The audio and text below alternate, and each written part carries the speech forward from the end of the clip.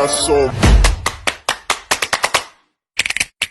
motherfucking design on right now.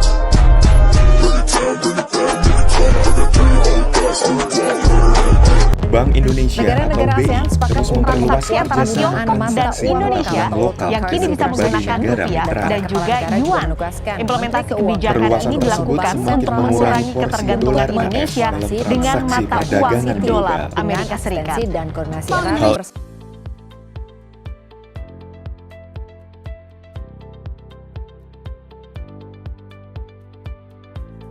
Dolar emang jadi raja mata uang di dunia, jadi global.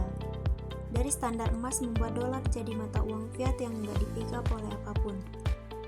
Amerika mempertahankan status dolar menjadi global sekarang. Amerika pontang-panting mempertahankan status dolar sebagai global research currency.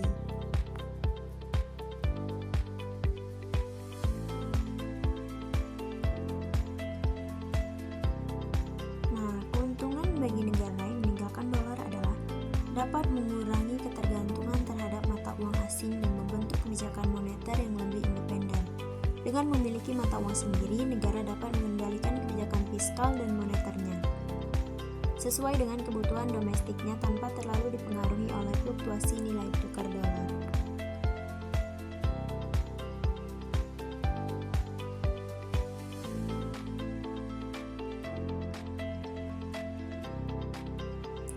Nah, selanjutnya, apa sih dampak dari negara Amerika jika banyak negara yang meninggalkan dolar? Jika banyak negara meninggalkan dolar, dampaknya akan cukup signifikan bagi Amerika.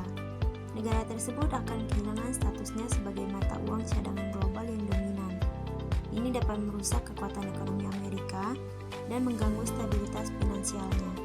Nah, selain itu, terjadi penurunan permintaan terhadap dolar akan menyebabkan pelemahan nilai tukarnya dan bisa mempengaruhi inflasi dalam negeri.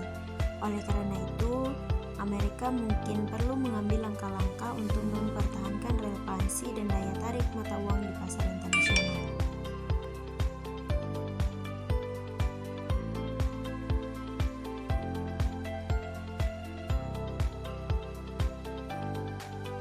Dolar ini mulai mendominasi dunia sejak era 1920-an.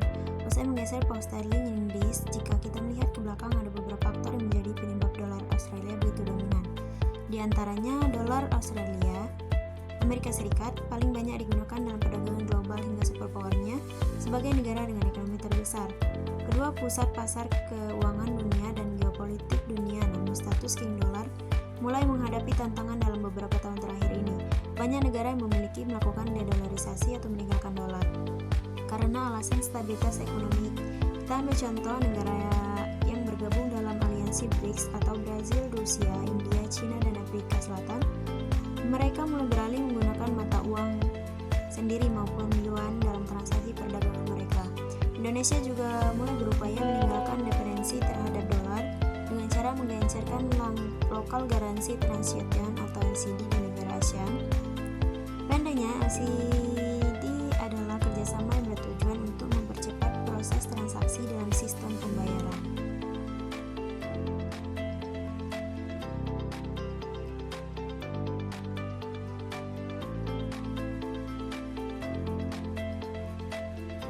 Nah, manfaat bagi negara Indonesia jika meninggalkan dolar adalah dapat mengurangi risiko ketidakstabilan ekonomi akibat fluktuasi nilai tukar dolar.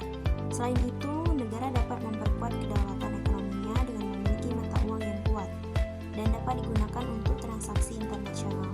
Hal ini dapat mendorong pertumbuhan industri dan perdagangan dalam negeri.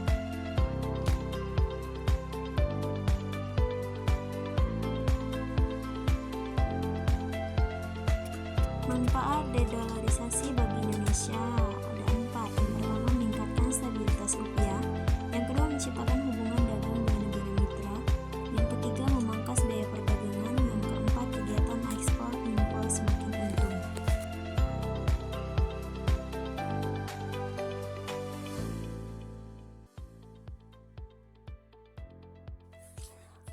Ada konsekuensi dedolarisasi bagi Indonesia.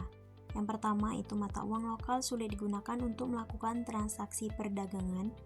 Yang kedua itu menciptakan ketergantungan baru. Audio Jungle.